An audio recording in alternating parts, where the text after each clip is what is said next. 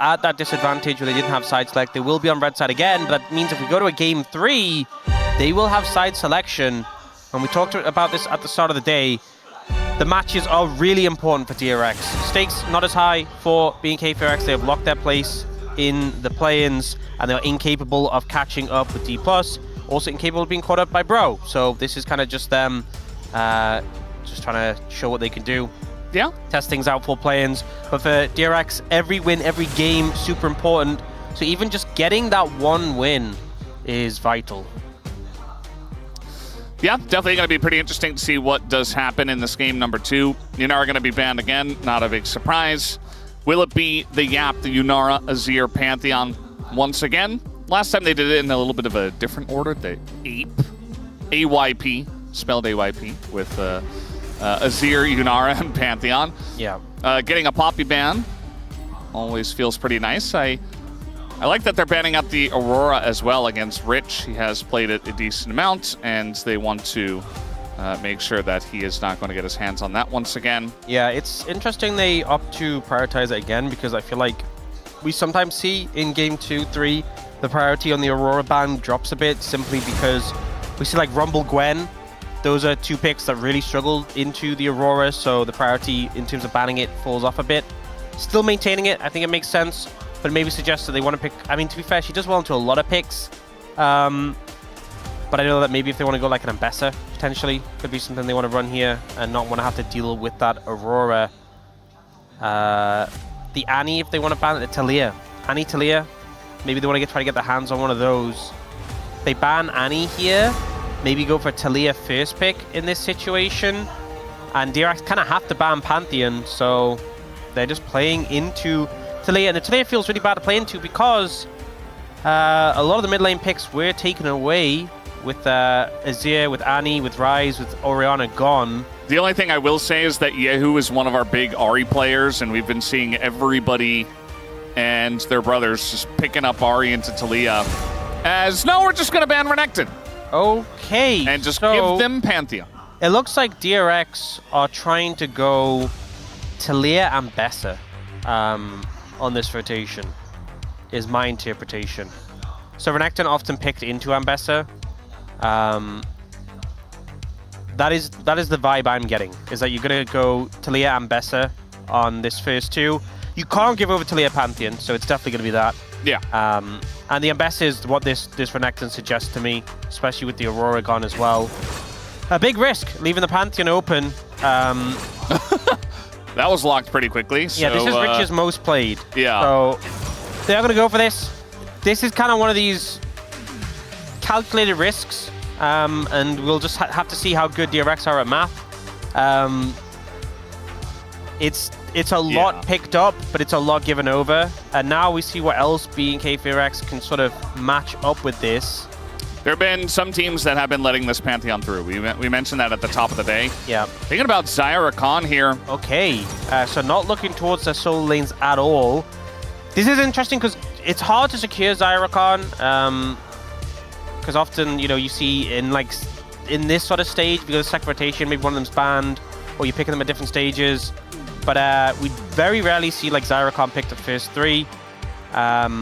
And in this situation, you're not given any looking towards your solo lanes, so the pressure is going to be amplified even more in terms of bans. And then you're just playing into the Jarvan as well. So I think DRX pretty happy with how this has panned out. You're also picking Rakan into Talia. You know, the more I think about this, I'm really not a fan of the Zyra Khan here. Doesn't make a whole lot of sense to me either, as now they're going to ban away the Ahri, so now it's Vikla, another Ahri guy. Not going to be able to play that into the Talia. Has been the most commonly picked, quote-unquote, counter pick, although I don't think that Talia really has one. Yeah, it's a lot of players see as a good match with Source Showmaker have a good match into the Talia, specifically on the Ahri, but that's now been taken away. I could see you getting rid of the Galio. I think Pantheon Galio is a really strong combo. Rakan Galio, really strong combo, because he goes in, Galio can follow up on top, and the global pressure at the Pantheon Galio is really strong, so I could see that maybe being denied away, and they do get rid of that. I like the Lulu ban, because I think this composition that DRX has, if you put like a Lulu Jinx or something on top of that, I think it's just curtains. Lulu Jarvan is, even Lulu and Bessa is ridiculous, the combo with the Wild Growth, and also it's a fantastic lane into the Rakan. Yeah, and the Alistar just makes sense in general. In terms of AD carries... Oh, the Ziggs. They have enough AD to go the Ziggs. Yeah. Lucian's okay in terms of a pick, but Lucian Braum doesn't feel super good into Rakan, and Lucian Braum has been the most popular combo. We could see Lucian something else, that's completely fine. But just to see what they go, but they do commit to the Lucian here. A bit of mobility, and it does... Rakan is not fun to play in a Lucian. Yeah. Very hard to actually connect your W. And if you lose pressure in the lane, he can just kind of run a Xayah. Oh boy. Okay. They are throwing the gauntlet. We have seen Akali. Somewhere. We have not seen Akali do well. Yeah. Okay. Well,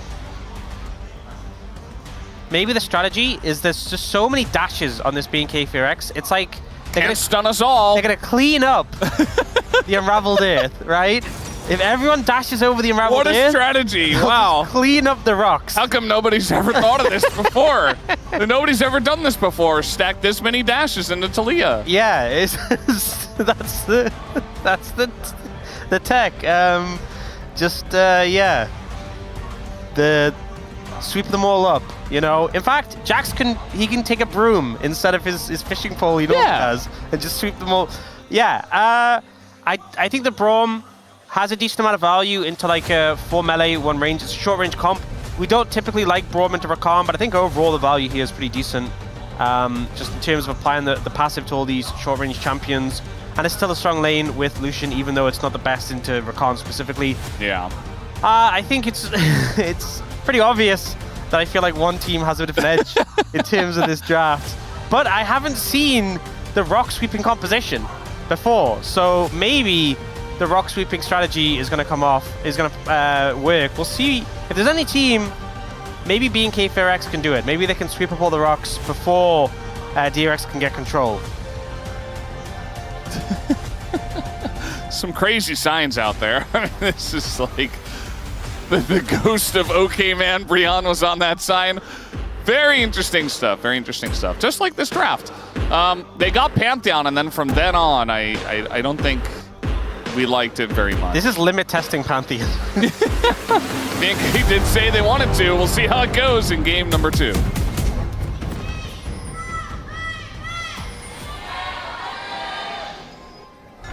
소환사의 협곡에 오신 것을 환영합니다. Alrighty, game number 2. DRX in the lead, BNK on the blue side, and they have picked every dash possible. Well, in fairness, except their AD carry. Yeah, Diablo doesn't have a dash, and unfortunately Gale Force isn't in the game anymore, so he can't really help. Yeah. So not a contributor here. Could have gone something like a Tristana, would have been good if you really wanted to help out. Samira. Yeah, those are champions who would have been able to help. Also, I'll be honest, Pantheon he does have his W, but it's not the best dash in terms of clearing up the rocks. Sadly, Wukong was obviously picked away. Yeah. And Jarvan was well, actually Jarvan was picked later. Jarvan would have been great at clearing up those stones. Yeah, they could have picked that up actually. So already a big trade here. Bigla hard won the trade, and then had to suffer from the fact that he is melee and had to walk away and suffer the receiving end. But also, you know, you're playing Akali, who has Doran's shield and also probably running second wind, so it doesn't really feel as bad if you take a bad trade, as you kind of just have that free sustain built in. Yehu burning both health pots already, whereas Viktor hasn't burned his. So, not the best early start for Yehu in this situation.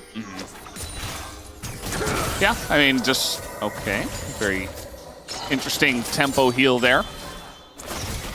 It's going to relieve any amount of pressure that they would have potentially had from that trade, as now they're trying to hit the wave here, and level 2 will be hit by Diablo and Kellen. They're very good at doing this. Yeah. The level 1 not so great from Lucian Braum, and also felt like they were kind of more focused on trying to hit Kellen than the wave. It's also it's not a great lane into Xayah Rakan specifically.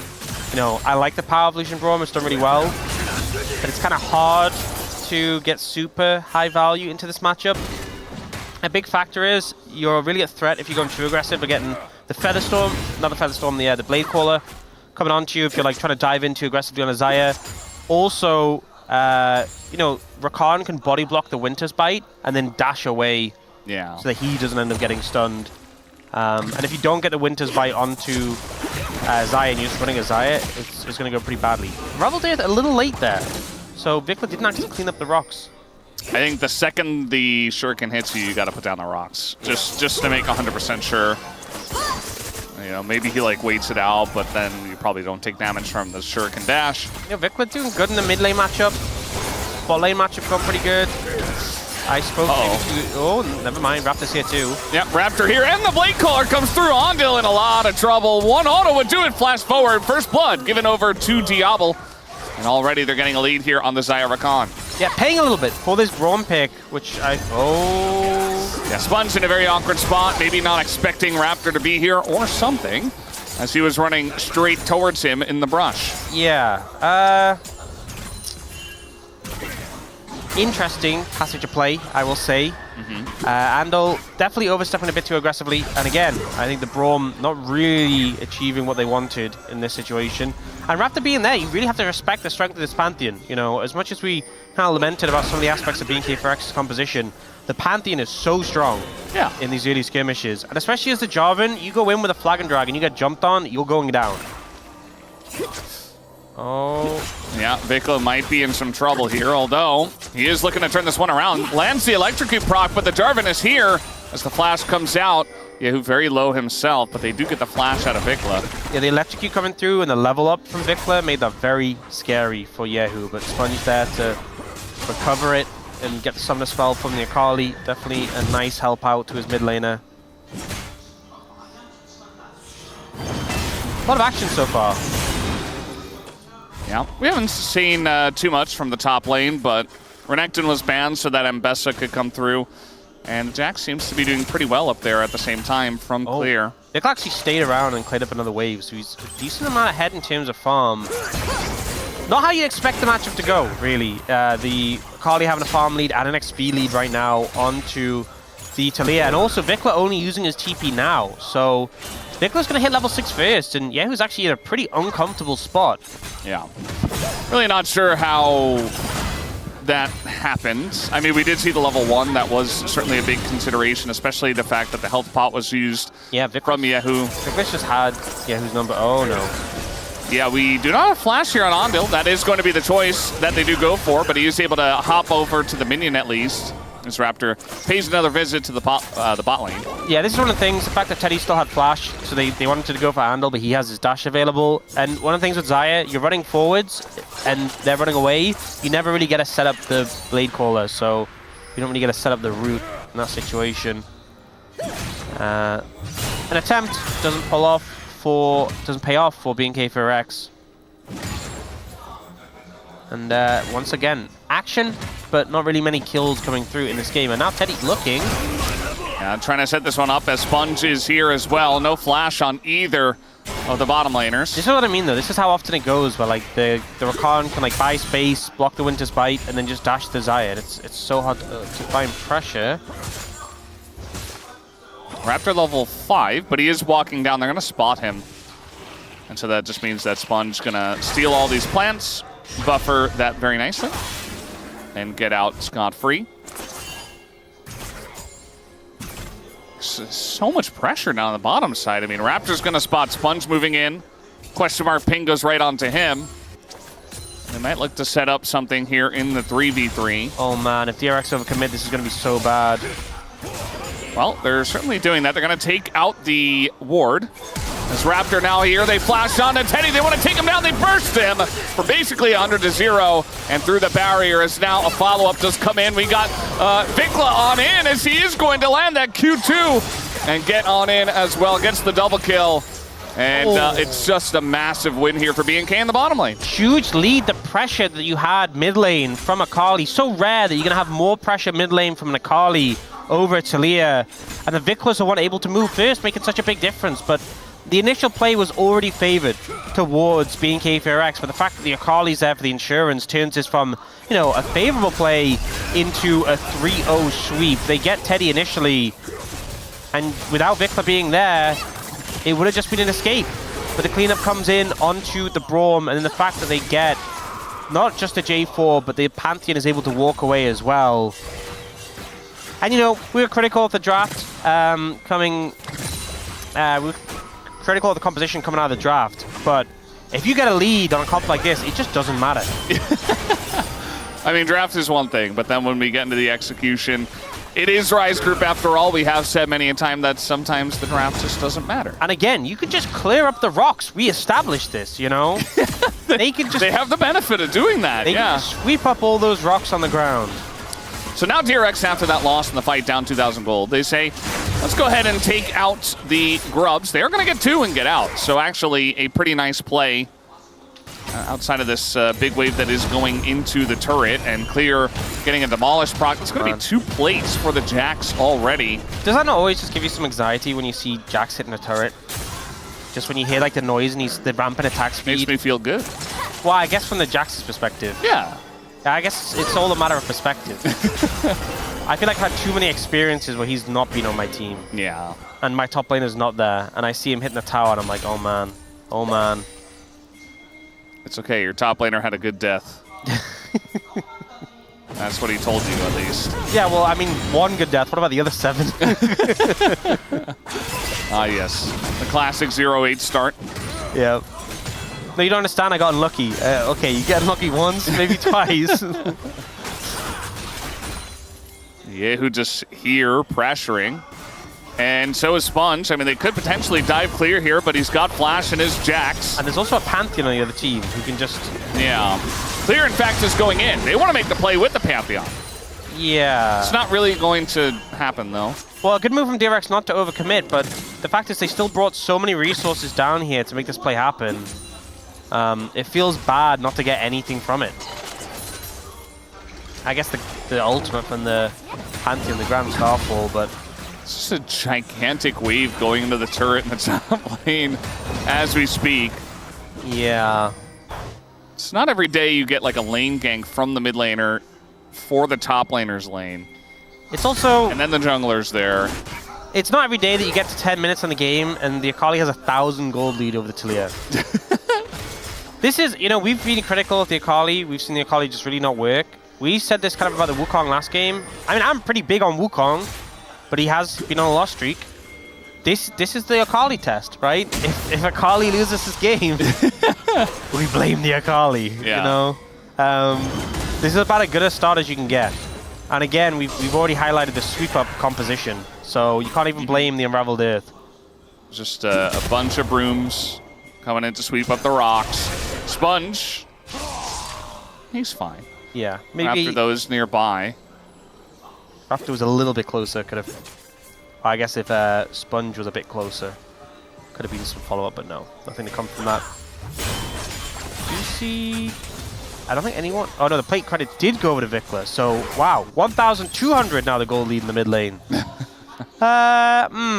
Well, a little bit spooky, a little bit scary. It's also a full level lead in terms of experience. All right, going on in, utilizing some of that gold, but a very nice ult to disengage here from the side of Rich. Also had Ondil for the follow-up if Vikla was going to overcommit. Yeah, I mean, you'll take it from the side of DRX. If you're able to disengage from that scary Akali and not get killed, always going to be happy about that. Rich is pretty strong now with the Eclipse, but I still don't think you want to tango and risk it against Vikla. Oh, they're setting up for... Andal leave... no, Andal... Oh, no. Well, everybody's around. They're trying to clear the wave here. It's just a full-on dive. The promo does get a lot of value, but I'm not sure it's going to matter all too much. Kellen will go down. Okay. Okay, that didn't go too badly. You know, the wave was already gone. It's a 1-for-1. Could have gone worse. I think they take it. You know, I was a little bit scared that, like, they were both... You know, it looked like Rich was just going to leave Andal, but they stuck it out. You know, I respect that. They had some solidarity. Wasn't the easiest dive to pull off, and fortunately Kellen did have heal up, I believe, there. I don't think it would have saved him. looked like the tower hit was doing a lot of damage, but yeah, he just holds on to that. Okay, it's still a big lead for BNK FEARX. Not insurmountable, but not feeling too hot about it. It is Sunder Sky for both junglers though, so even though there's a lead there, still not going to feel too terribly about that. It is mostly just spooky Akali. And we've seen Akali jump into fights, get one-shot die, and then the game is just over from there. So, you know, there's that possibility. There isn't a ton of point-and-click CC. You know, if Fondle gets in there and they get concussive blows down, maybe, but it does feel like, you know, the Akali should be moving around enough to avoid that, and you're not really hitting her as Jarvan. Yeah, that's the thing. It's very much about connecting. There's a lot of CC that would be devastating if it hit. Like if Rich hits an ult, the Flag and Drag hits, and those ult connects, then yeah, they could probably burst Vikla, but will it hit? All right, trying to set something up here. Big engage from the side of BNK, but the Cataclysm comes down and zones pretty well. Actually, for the side of DRX, as now the Feather Storm does come down. Here is Rich joining the fight, gonna zone away the rest of the team, but Clear also joining up, gets that kill onto the AD carry. And Raptor comes in and cleans up the support. 2 more kills on the board for BNK. That was so awkward, because what actually ended up happening is when the Cataclysm came down, Teddy actually couldn't... He's gonna dive him. Yeah, he's absolutely gonna... Okay. Oh, that's not the shuriken we were looking for. Well, looks like Vikla not getting the value maybe we're hoping for from Akali, but it doesn't really matter when your team are just winning everywhere else. Speaking of everywhere... Oh, wow. Yep. Goodbye to your turret. That's feats of strength. Feats of strength. I always feel like it's the situation where you see a draft, you're like, wow, I really don't like this draft, and they end up just stomping. Oh, okay, look at this. So Teddy, the Cataclysm comes down, and he tries to auto, but he's not in range because the Cataclysm and they're at the other end of it.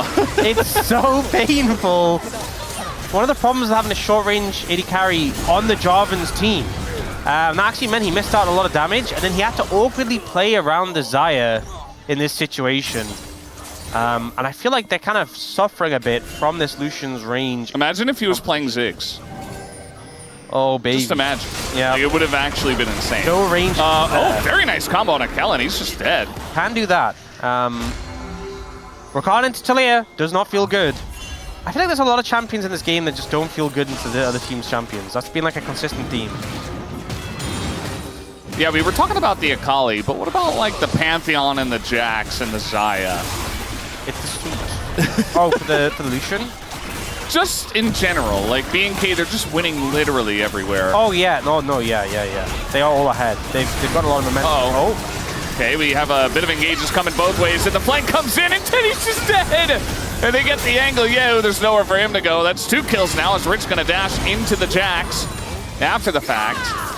And now 5,000 gold to lead here. 15 minutes in, the Shuriken from miles away! And the damage is just insane! They're diving every turret they can, and Vikla's gonna stay alive. BNK are smashing them here. They're just absolutely dumbstering them. The awkward hand comes up from Handle, yeah. It's kind of how I feel at the moment. See this flank angle from Vikla is so good. Teddy tries to disengage away. Gets jumped on, the immediate engage from Vikla. Redemption's too late to do anything. Yahoo's just in the middle, nothing he can do.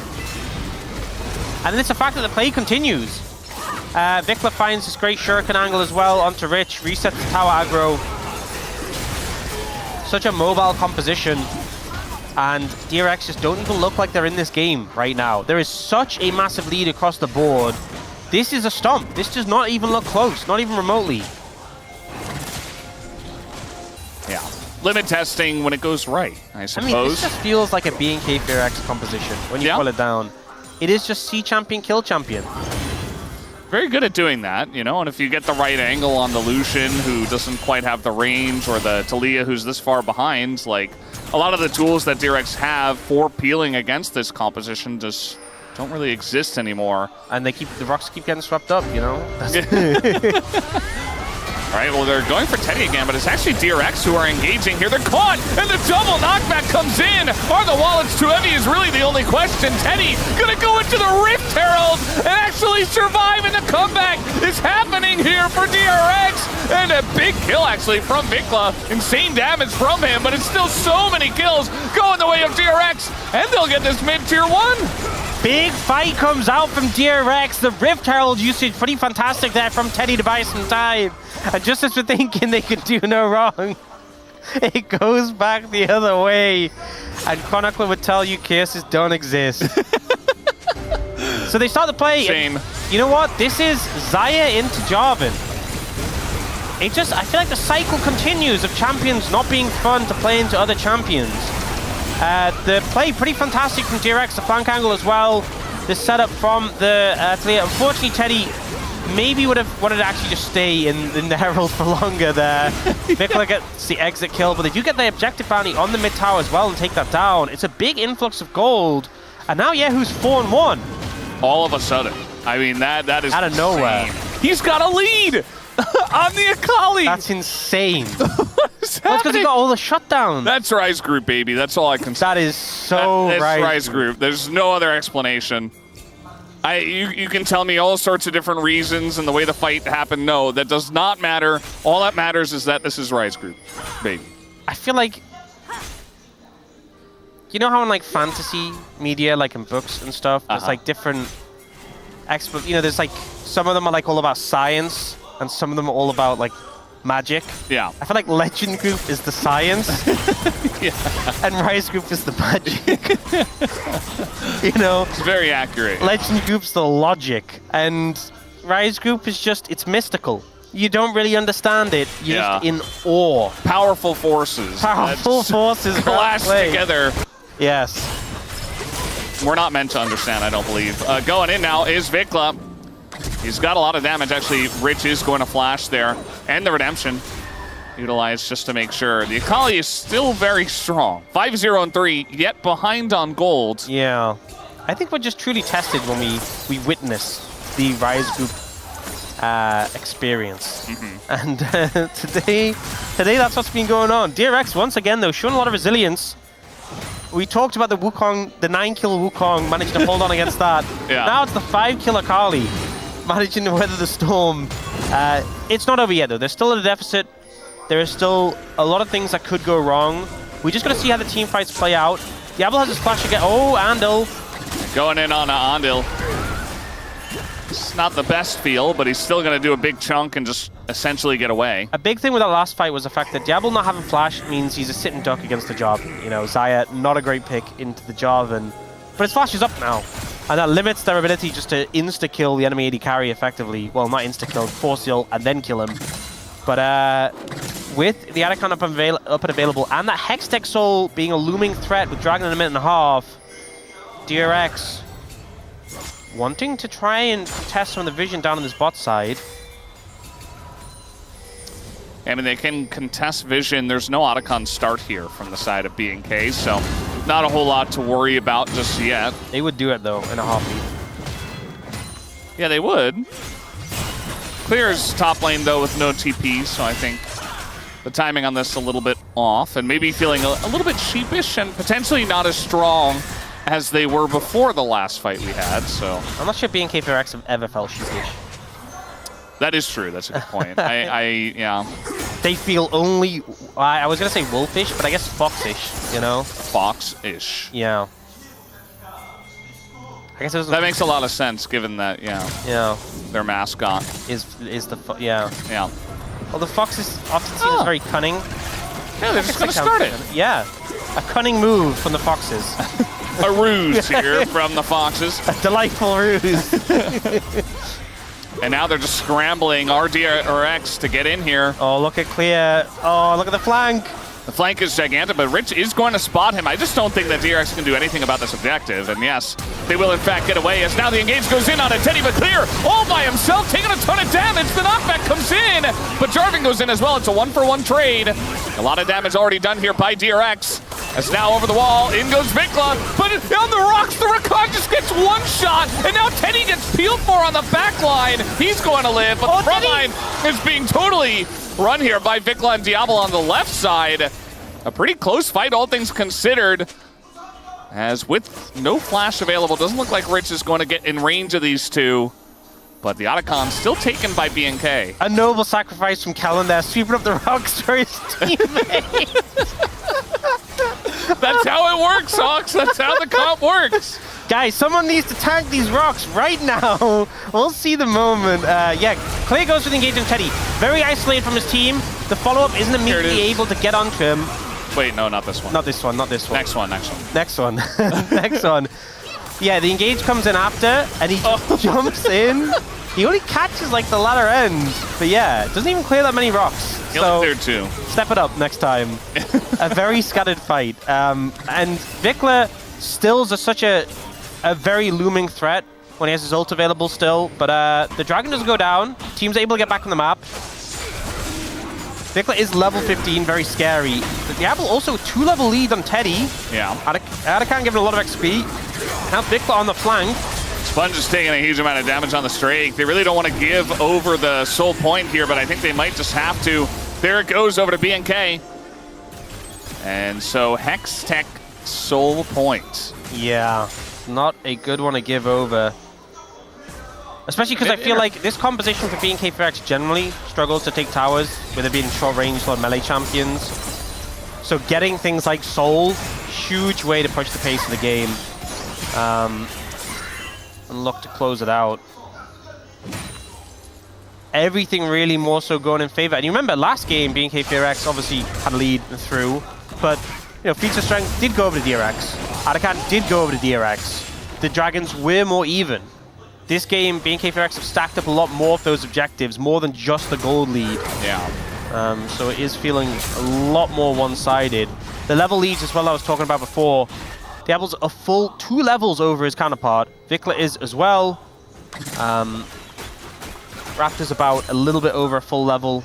Clear is just under a full level, but there's pretty sizable advantages right now. And it feels like DRX need a big fight win. Probably around Baron. BNK FEARX, ideally you want them to start Baron and then you wipe them, you get the Baron. That would firmly get you back in the game for this next Dragon fight. I think if not much happens for the next Dragon fight, you're actually in a bad spot. You'd rather Baron be started and they throw on that. But I think if you're playing for Soul, I think it's so dangerous because it's such a power deficit with the level disadvantage. And also, I mean, looking at items, Diablo's 1,700 gold ahead compared to the Lucian. Yeah. It's feeling pretty good for him at this point in time. A lot of wardage here. See 3 wards coming out from DRX on top of that Baron already, so very aware that BNK could just start it at 25 minutes if they felt like it, which generally they do. They generally do. I don't think they should. I think they should just play for the Dragon in 3 minutes. Look for picks if you can, but unless you have like a major advantage that signals like we should just go for the Baron, you don't need to do it, especially with what happened last game when Sponge stole it. Just play for the Dragon. It's safer. That being said, if you do get a pick...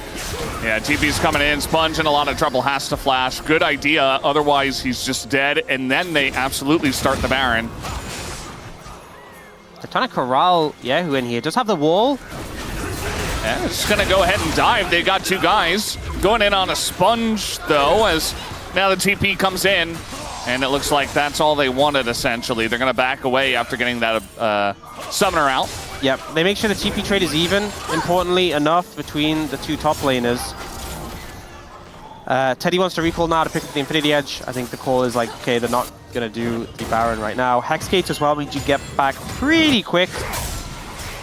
But again, I think this is fine for BNK FEARX. You're not under a huge onus to make things happen right now this second. That soul that is looming is the big point of contention. And I'm just struggling to see the angles for DRX for that, because we saw them so choked out of vision when it came to setting up for that. And right now, you see Andor setting up vision in the Baron area. I don't think this is wrong, but the problem is you're putting so much focus towards the Baron. What about the Dragon? Yeah. That feels like the much more important objective at this point in time. Like, the Baron is nice, but Hextech Soul wins you the game. I think if you lose Baron, you're probably going to lose the game. If you lose Dragon, you're definitely gonna lose the game. Yeah. But like, I feel like, Yeah. I don't think he's wrong for putting up the vision around the Baron, but now you have to move towards Dragon. It's up in a minute 15. You're kind of scrambling to get the vision down. But now they're moving up towards Baron, and you're like, oh wait, guys, we have to, you know, the super this vision out. It's very difficult to keep control on both sides. Scrambling around the map, essentially. Trying to see whether or not they're doing this, or at least get enough vision around it. They have a ward nearby. That should tell them that they're not. The culling comes down. An angle here for Vikla. The knockup goes in on a Teddy as Rich is trying to peel. Kellen's getting low, but Teddy's already dead. And now Diablo kind of just has a free moment. They're trying to get onto that backline, and they will take him down as he went way too deep for that one. And that's going to be the final kill. Vikla coming in from the bottom side. And it looks like BNK have just done it here in game 2. Pretty masterful game from Vikla. No deaths on this Akali. Looks like the broom composition working, scooping up those rocks. And DRX will fall in this game to 1-1. And the series are so important to them. Will end up going to game 3. Vikla picking up a Medjai's. He actually recalled that, bought the Medjai's and TP'd. I saw that. That's cheeky. Right. It's like, I would have bought this. We would have won this game anyway. Yeah. Even if it went longer. But it only goes about 28 minutes as BNK, they just get very far ahead on an extremely aggressive composition.